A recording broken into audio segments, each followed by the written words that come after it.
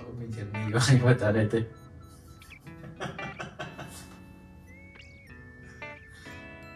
Journey, ठीक है। तो हम कहाँ थे? इंट्रो पे थे। एक काम करेंगे, ये सारा डाल देंगे। ये सारा गुस्सा आता है आपको? गुस्सा। सो मैं क्या बोलना चाहता हूँ यहाँ पे? मैं क्या बोलना चाहता हूँ, ऐसा कोई बच्चा नहीं है जो बिना गिरे सीख गया। तो सिंपलेस्ट वे क्या हो सकता है मेडिटेट करने का? सो ट्रॉमा जितना डीप होगा, प्रोसेस उतना ही इंटेंस रखते हैं। कंक्लूजन ये है कि लाइफ में कोई भी चैलेंजेस आए, हमें उससे भागना नहीं है, हमें उसको फेस करना है।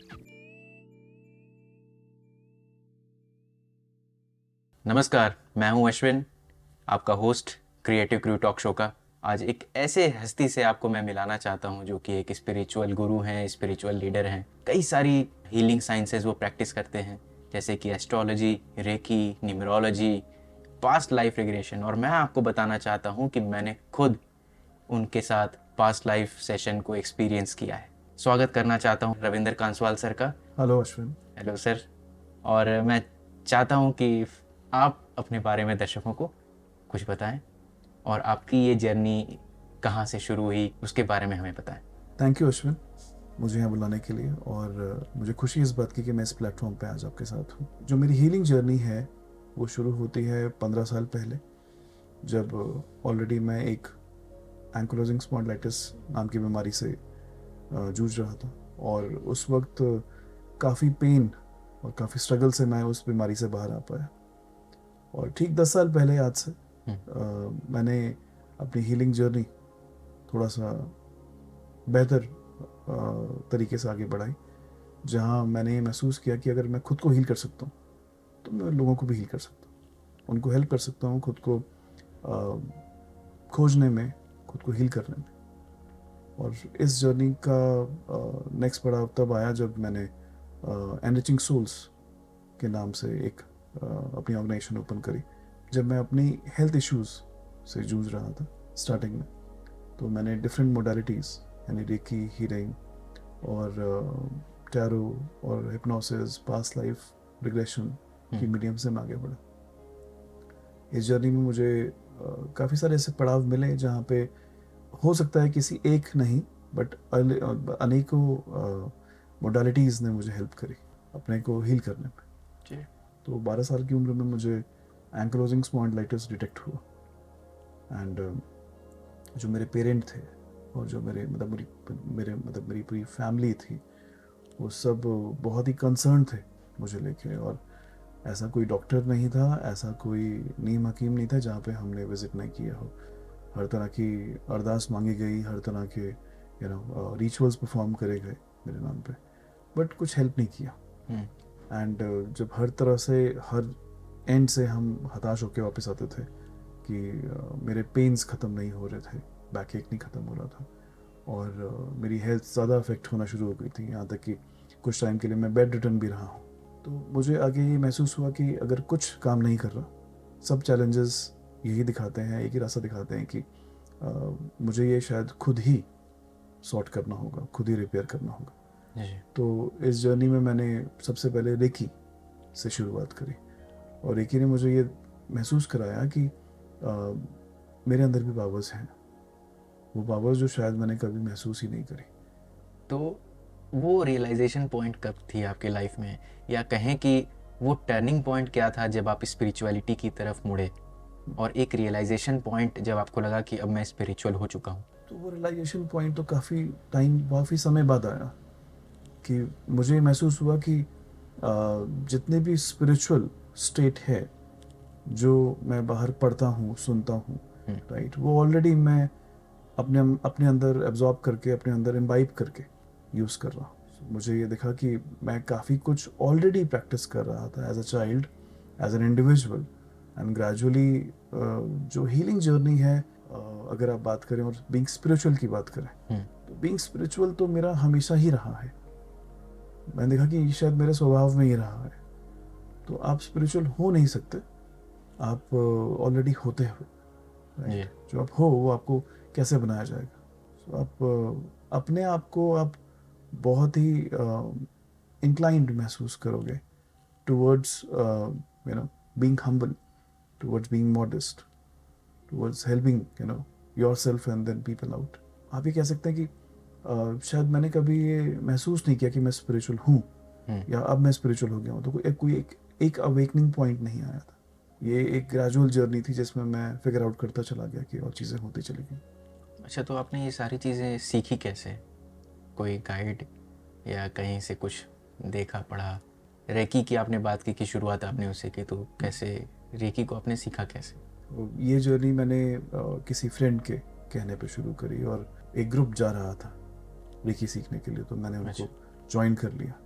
और जब मैं वहाँ पहुँचा तो मैंने देखा कि रेकी जो साइंस थी उसको लेके काफ़ी लोग एक्साइटेड थे, काफ़ी लोग इसको अपनाते थे, और काफ़ी सारे मतलब मैजिकल चेंजेस, मिराकुलस चेंजेस लोगों ने लाइफ में एक्सपीरियंस करे थे. और मैंने देखा कि मेरी लाइफ में भी जो चेंज आया, राइट, वो मिरेकल से कम नहीं था. कि मैंने अपने पेन्स पे काम कर लिया, मैंने अपने इमोशनल सेल्फ पे काम कर लिया. बिकॉज जब तक रेकी नहीं थी मेरी लाइफ में, तब तक उस उम्र तक मैं ये मानता हूँ कि मैं बहुत ही क्लोज्ड चाइल्ड रहा हूँ.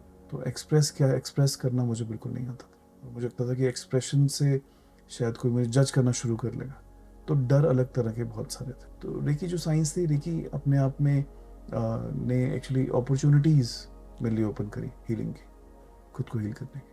अब एक सवाल ये है कि लोगों के बीच में ये मिसकंसेप्शन है या मिथ कह सकते हैं कि स्पिरिचुअलिटी और रिलीजन के बीच में डिफरेंस क्लियर नहीं समझ में आता है. तो आखिर ये दोनों चीज़ें सेम हैं, अलग हैं? लोगों को बताएं. जब आप बात करते हैं स्पिरिचुअलिटी की और जब आप बात करते हैं रिलीजन की, तो ये एंटायरली डिफरेंट है. ये ऑपोजिट हैं एक दूसरे के. Being spiritual can not be being religious. जब मैं रिलीजियस होने की बात कर रहा हूँ तो मैं रिचुअल्स की बात कर रहा हूँ, और मैं फेथ की बात कर रहा हूँ, जो मैं किसी बाहरी चीज़ पे या बाहरी इमेज पे मेरी डिपेंडेंट है मेरा फेथ. लेकिन जब मैं बात कर रहा हूँ स्पिरिचुअल होने की, तो spiritual is all about spirit.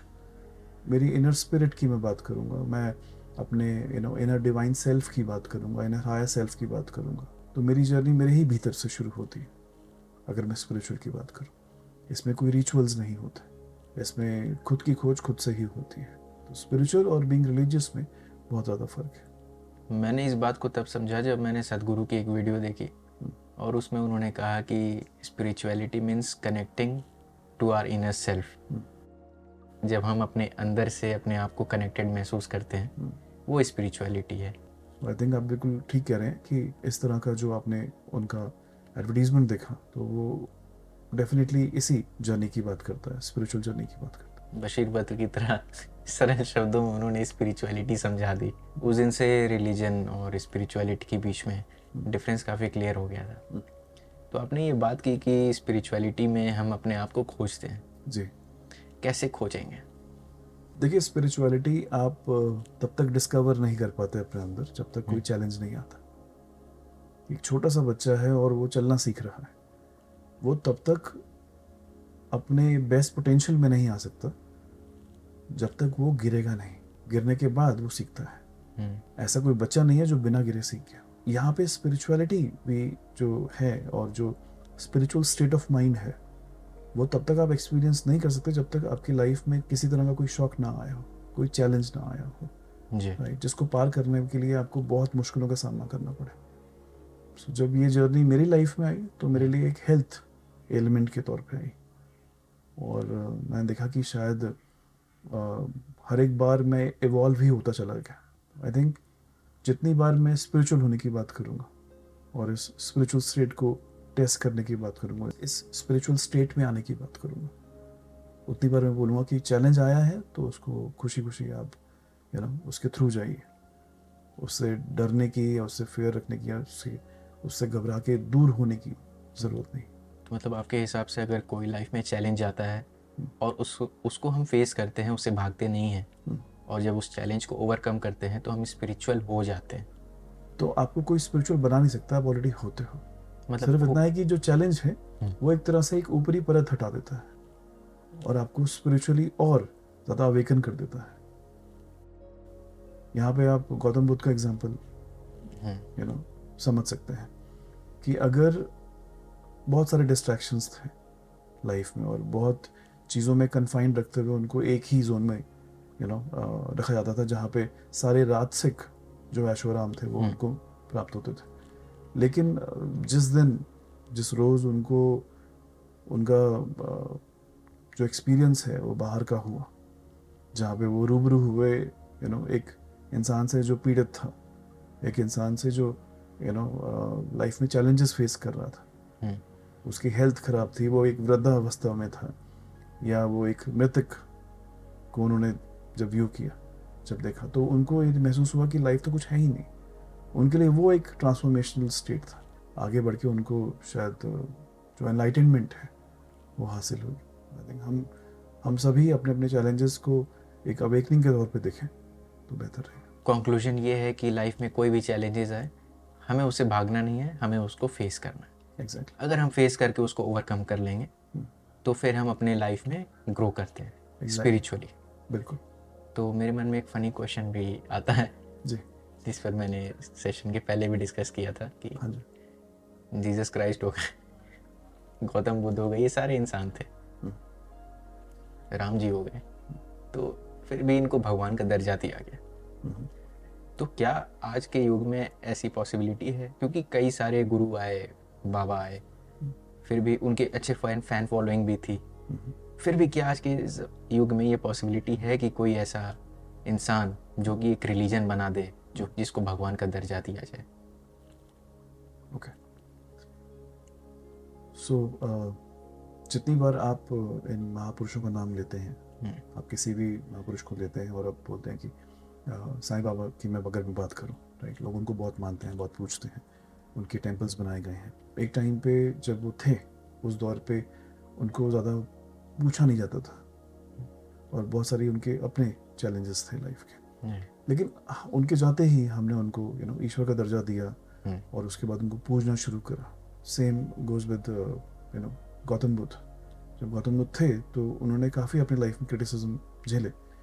ये वो महापुरुष थे जिन्होंने अपने आप पे फोकस किया, बट कभी इन्होंने नहीं कहा कि मेरे मंदिर बनने चाहिए या मुझे वर्शिप करिए, किसी ने नहीं कहा। वो जो बीइंग हैं वो भी हमारी तरह एक्स्ट्रा ऑर्डिनरी बीइंग्स नहीं थे किसी तरह से, वो एक ऑर्डिनरी बीइंग थे। वो हमारी तरह बिल्कुल बेसिक चीज़ों के बेसिक स्ट्रगल से गुजर रहे थे। अल्टीमेटली देखा गया है कि हमें कुछ एक्स्ट्रा ऑर्डिनरी करने की ज़रूरत नहीं है।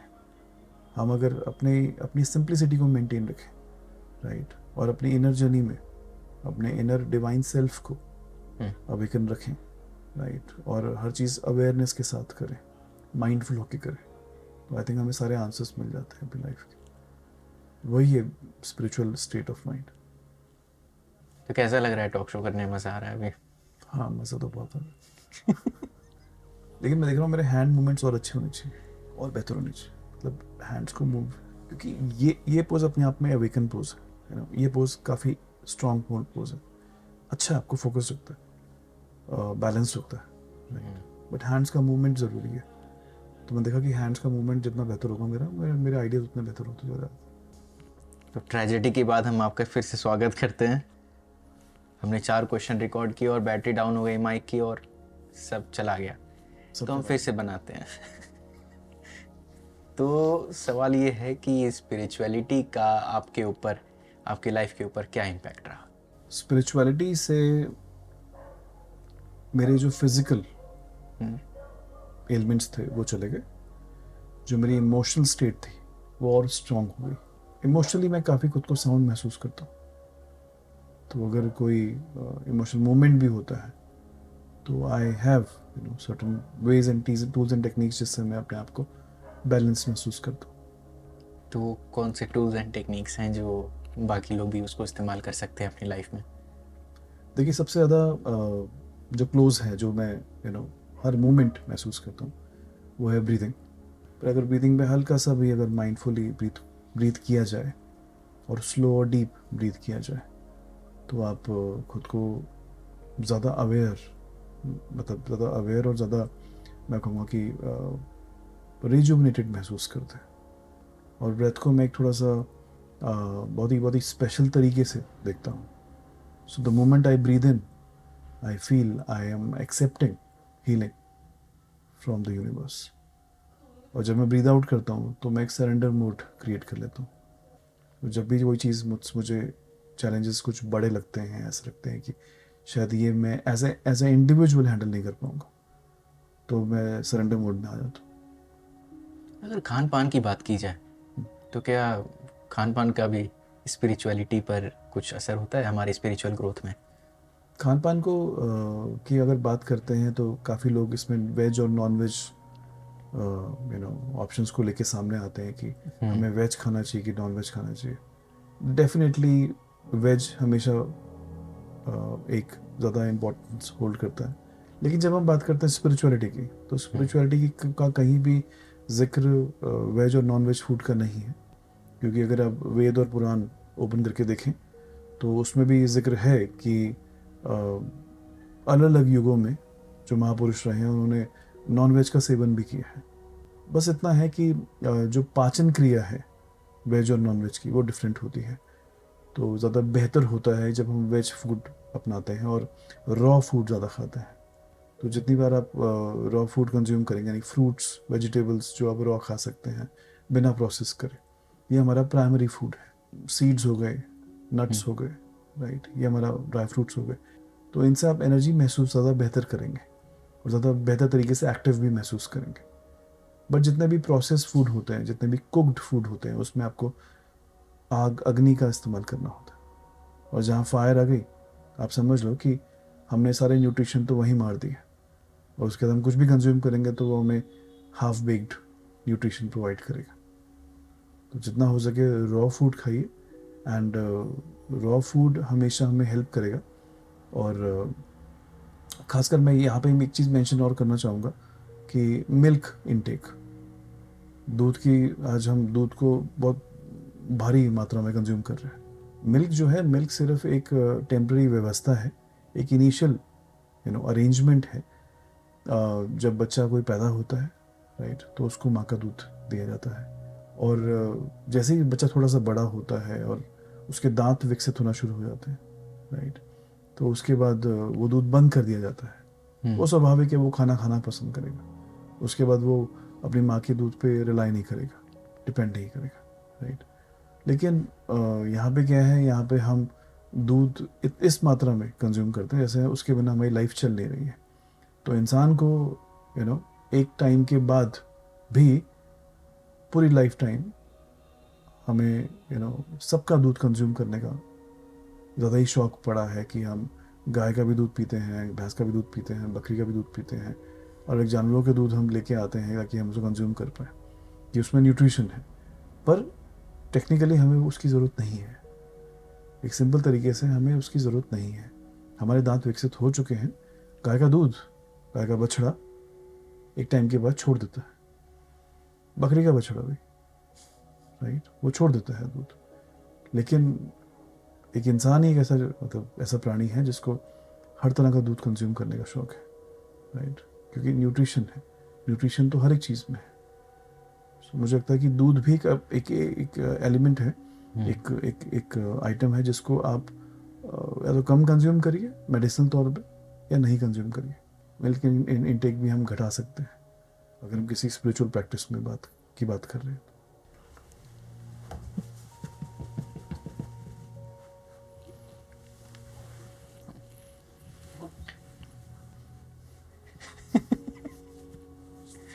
ये सब आएगा, ये ठीक है ना? Okay, good. लोग देखेंगे कि हम किस तरह से एडजस्ट करते हैं बीच बीच में. ठीक है. वो क्या, वो पेंट ऊपर होती जा रही थी, तो मैंने कहा इससे पहले कि वापस हो मैं नीचे कर देता हूँ. माइंडफुलनेस क्या चीज़ होती है और इसको हम अपनी लाइफ में कैसे इनकॉर्पोरेट कर सकते हैं? ओके, सो जितनी बार भी माइंडफुलनेस की बात होगी उतनी बार हम बोलेंगे कि एक चीज़ में आप कितने डिवोटेड हैं. कोई भी टास्क आप कर रहे हैं, किसी भी चीज़ में आप इन्वॉल्व हैं, आप कितना डेडिकेटेडली उस टास्क को परफॉर्म कर रहे हैं, ये भी भूले कि आप परफॉर्म कर रहे हैं. मतलब उस वक्त आप कंप्लीटली उस टास्क के साथ एंगेज्ड हैं, आप कंप्लीटली उसी में एनग्रोस्ड हैं. आपका ध्यान 0 डिस्ट्रैक्शंस के साथ आपने उस टास्क में डिवोट किया है। मेरे एक बार एक मित्र ने बताया था कि आप किसी भी काम में जब पूरी तरह से खो जाते हो उसको करने में, आपको इतना मज़ा आता है और आपको आसपास के सराउंडिंग का कुछ पता नहीं रहता है, तो उसी को मेडिटेशन कहते हैं। तो क्या माइंडफुलनेस और मेडिटेशन सेम है या अलग अलग चीज़ें हैं? देखिए, माइंडफुलनेस आपको इन्वॉल्व करवाता है आपके सामने वाले टास्क पे, और मेडिटेशन एक नॉन डूइंग फॉर्म है। आप मेडिटेशन कर नहीं सकते, मेडिटेटिव मोड मेंटेन रख सकते हैं। नॉन डूइंग फॉर्म ही मेडिटेशन है, डूइंग नथिंग ही मेडिटेशन है। सो जब भी आप कहते हैं कि मैंने मेडिटेशन एक्सपीरियंस करनी है, तो आप कहना चाहते हैं कि मैं नॉन डूइंग फॉर्म में आना चाहता हूँ, तो कुछ नहीं करना ही मेडिटेशन है। मतलब हम कुछ भी नहीं करते हैं, घर में ऐसे बैठे रहते हैं, तो ये मेडिटेशन?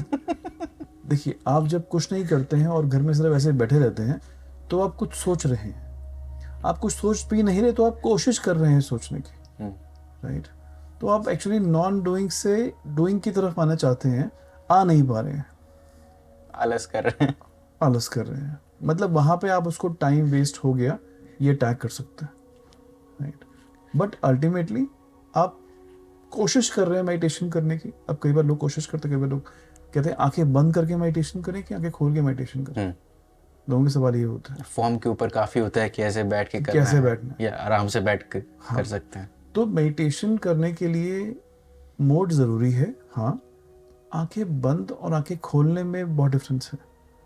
आंखें बंद करके करते हैं तो आपका डिस्ट्रैक्शन बाहर विजिबल चीज़ों पे नहीं होता, कोई इन्वायरमेंट आपको डिस्ट्रैक्ट नहीं करता आसपास का।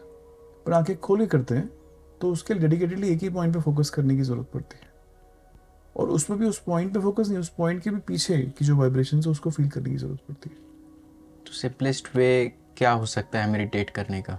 सो अगर कभी भी मेडिटेशन की ज़रूरत पड़े तो आप खुद को 0 थॉट पे पहले ले आइए। खुद को हाईवे पे महसूस करिए, एक हाईवे जिस पे गाड़ियाँ थॉट्स की फॉर्म में चल रही हैं, राइट? एक करके जो भी थॉट आ रहा है वो एक गाड़ी की तरह निकल जाता है आगे। कोई भी थॉट टिकता नहीं है, हाईवे पे कोई भी गाड़ी रुकती नहीं है, राइट? ये महसूस करते हुए, तो जब आप थॉट्स पे ध्यान दे रहे होते हैं, जब आप कह रहे हो ये करके थॉट्स मेरे सामने से गुजर रहे हैं और मैं किसी भी थॉट के साथ एंगेज नहीं हो रहा, और मेरा पूरा फोकस ब्रीदिंग की तरफ है। एक गहरी लंबी सांस लेनी है और एक गहरी लंबी सांस छोड़नी है। आप ये महसूस करते हो कि ग्रेजुअली आपका मन शांत होना शुरू हो जाता है।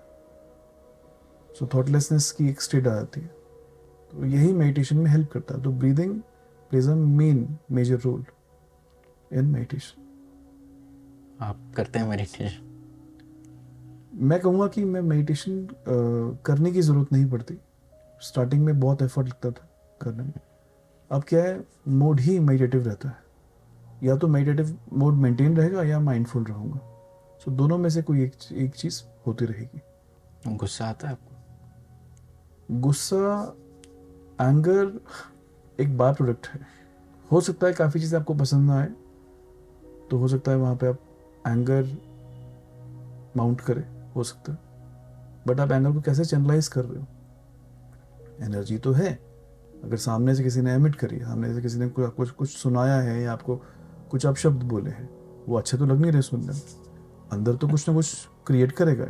अब उसमें आप उसको रिस्पॉन्स के फॉर्म में बोलने वाले हो या रिएक्शन के फॉर्म में बोलने वाले हो। अगर आप उसको रिस्पॉन्ड भी करते हो और एक हेल्दी रिस्पॉन्स देते हो, मैं नहीं कह रहा कि हमें वो अच्छा लगा आप ये बोलेंगे, राइट? बट आप ये कह सकते हैं कि इसकी रिक्वायरमेंट नहीं थी और आप जानते हो खुद को बेहतर, तो ये नहीं चाहिए आपका, राइट? तो आप वहाँ पे डिनाई करके पीछे हट सकते हैं। आपको उसको टॉलरेट करने की ज़रूरत नहीं है। आप दूसरे इंसान के हिसाब से उस चीज़ों को एक्सेप्ट करते हुए कि हो सकता है कि उस इंसान का या तो व्यक्तित्व वैसा हो या हो सकता है उसकी धारणा वैसी हो, तो आप उससे पीछे हट सकते हो। आपको उसके साथ एंगेज करने की ज़रूरत नहीं खुद को। आप इग्नोर कर सकते हो कुछ चीज़ों को, और जहाँ लगता है कि इग्नोर करना काफ़ी नहीं पड़ रहा, तो वहाँ कन्फ्रंट करते हुए पीछे हट सकते हो। एक्सेप्ट करते हुए कि सामने वाला इंसान शायद ऐसा ही व्यक्तित्व का है और उसको शायद ज़रूरत नहीं है समझने की भी। हो सकता है सामने वाला आपको हटने ना दे। हो सकता है सामने वाला हटने ना दे, बट ऐसे में आपको अपने रास्ते निकालने की ज़रूरत है। right? तो ये ज़ोर ज़बरदस्ती ज़्यादा हो गई फिर यहाँ पे फिर दादागिरी चल रही है उसकी, राइट? तो हम वैसे माहौल में तो कभी भी अपलिफ्ट, कभी भी इवॉल्व होना ठीक नहीं समझेंगे, तो बेटर होगा कि खुद को पीछे कर लें उस मोड से। तो एक सवाल जो आज के समय के हिसाब से काफ़ी ज़्यादा इम्पोर्टेंट है, तो जी। कोई भी एक ट्रॉमा से कैसे खुद को हील कर सकता है? देखिए, सबसे पहले ज़रूरी है अपने साथ बैठना। हम एक फास्ट पेस लाइफ में स्लो डाउन होना जानते नहीं हैं, और आजकल की जो वर्क कमिटमेंट्स हैं, जो फैमिली कमिटमेंट्स हैं, हम ऑलरेडी इतनी चीज़ों में घिरे हुए हैं कि हम स्लो डाउन होना चाहते भी नहीं हैं। तो सबसे पहले कभी भी कोई स्ट्रेस, कोई एंग्जाइटी, कोई डिप्रेशन हिट करता है तो आप स्लो डाउन हो जाइए। आप खुद को एक नॉन डूइंग मोड में ले आइए। जैसे ही वो मोड आएगा, आप एटलीस्ट आप ये महसूस कर पाएंगे कि काफ़ी कुछ अंदर से ही चीज़ें उठना शुरू होंगी। आपको बहुत सारे थॉट्स आना शुरू होंगे, उसको पेन डाउन करना ज़रूरी है, और ऐसे में शेयर करना ज़रूरी है। कहीं भी हो सकता है कि कोई किसी काउंसलर को आपको अप्रोच करने की ज़रूरत पड़े, राइट? किसी हीलर को आपको अप्रोच करने की ज़रूरत पड़े, तो आपको ये महसूस होगा कि ये शेयरिंग इतना ज़्यादा ज़रूरी बन जाता है कि नहीं तो अंदर नासूर क्रिएट करने से तो बेहतर है कि आप खुल के अपनी बात रख पाएँ, माइंड कॉलिंग के लिए। तो अगर शेयरिंग रहेगी इफेक्टिव, तो आपको काफ़ी इम्प्रूवमेंट महसूस होगा। आप 50% अपना लोड शेड कर सकते हैं यहाँ पे, और उसके बाद आती है थेरेपीज वाला पार्ट जो मैं करता हूँ।